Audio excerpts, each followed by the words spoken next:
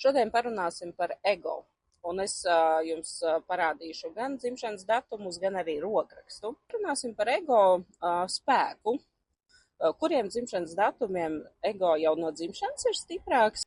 Tie ir cilvēki, kas dzimuši 1., 10., 19., 28. datumā, kā arī 8., 17. un 26. datumā. No dzimšanas viņš ir stiprāks, un plusā šis ego, ja ir spēcīgs, tā ir pārliecība, tas ir spēks dzīvot savu dzīvi, piepildīt savus sapņus un visas tādas labas īpašības. Arī, ja tev dzimšanas dienas datumā ir daudz viednieku, piemēram, 11. novembris, lūk, bet ego, ja tas ir paaugstināts, tas būs mīnusā. Un mīnusā tas jau būs egocentrisms un citu cilvēku necienīšana.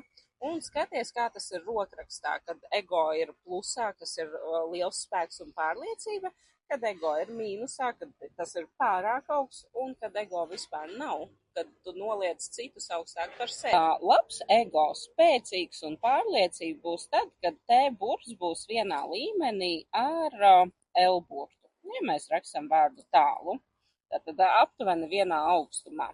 Tad, kad tas ego ir par lielu, kad vairs netiek cienīti citi cilvēki, kad ir egocentrisms, tas ir tad, kad ego ir, T burts ir augstāks par L burtiņu.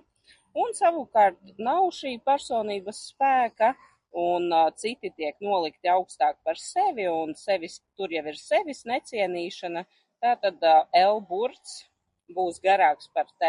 Tātad ideālā variantā, ka tie ir abi vienādā līmenī, tātad cilvēks ciena gan sevi, gan citus.